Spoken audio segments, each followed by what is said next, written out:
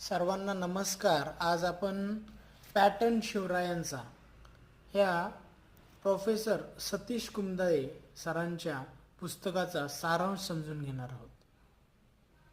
तर हा इतिहास वाचून तुम्ही स्वतःही इतिहास घडवाल असे हे खरंच खूप छान पुस्तक आहे. तर जेव्हा निजामशाही होती तेव्हा शिवरायांचे वडील शहाजीराजे हे निजामांकडे काम करत असेल. एकदा एक हत्ती खूप पिसाळल्यासारखी करत होता. येईल त्या लोकांना तुडवत होता.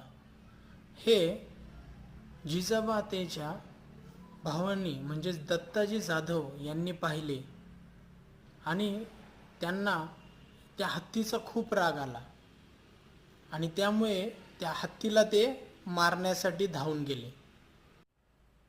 तेव्हा तेथे शहाजी राजांचे भाऊ म्हणजेच संभाजीराजे भोसले आले आणि दत्ताजी जाधवांना म्हणाले की तुम्ही या हत्तीला का मारताय, मारू नका.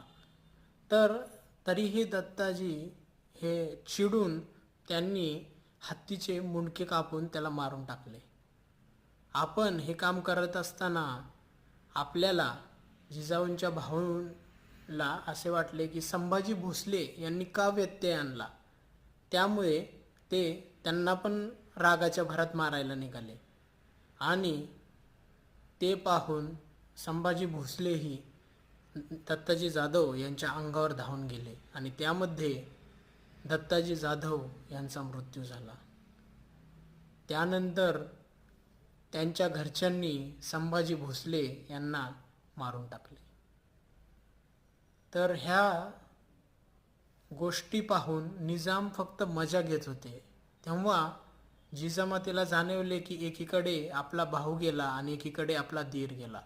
तर हे निजाम हे सर्व फक्त मजा घेण्यासाठी करतात आणि आपापसात भांडणं लावून ते स्वतःचं काम पूर्ण करतात.